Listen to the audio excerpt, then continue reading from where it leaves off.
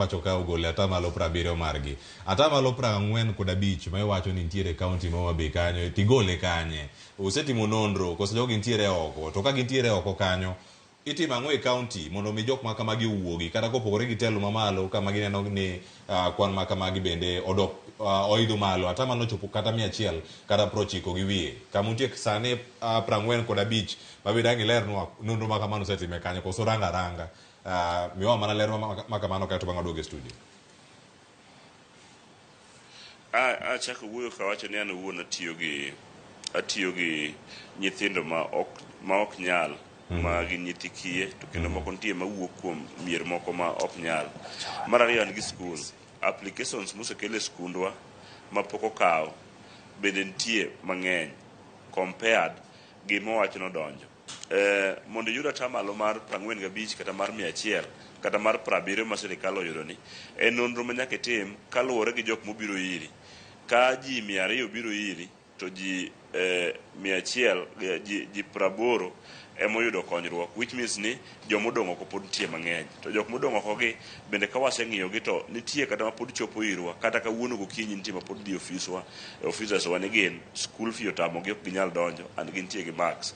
Koro mae gima kelowa ni kichak idhi kata mana ir jotelo mamoko gidhi nyisi gima wachoneni kata idhi mana ir ng'ama chielo odhi koni the same.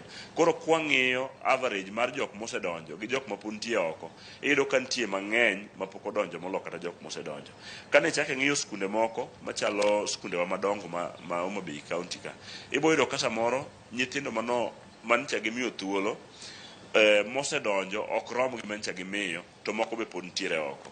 Koro watemo mana wacho ni according to gima nie ground opore gik milando ji mang'eny nyithindo mang'eny pod nitiere oko maka nitiere migawo moro ma sector mar education nyalo kawo to nego bende giseketo joma ng'iyo joma ne ok odonjo skul mondo ging'e gi kama ot gi the number 2 mane pok odonjogi gin sector mar somo osetime ang'o kata gidwa wache ang'o kata wadwa konyogi nade koso gin wawegi ni gibedo abeda kanyo nikech koro thuolo dhi ng'adogi kech thuolo be nitie sama kosechopo to koro nyithindo ok bidhi kawe skul. Kamano erokamano ahinya Newton Ogada jalony weche mag somo otwe kod achiel kachiel ka nitiere kaunti ma Homa Bay olerwa kanyo makare kotene kod sikul mabende otayo kachiel kod nonro mabende osetimo kata kotene kod nyithindo donjo sikunde mag sekondari. Aduogo e studio ka antie kod japuonj Lawrence Otunga mabende en jakom mar ruok mag jopuonje mag nasari e piny Kenya mangima, jakom mar Kunopet.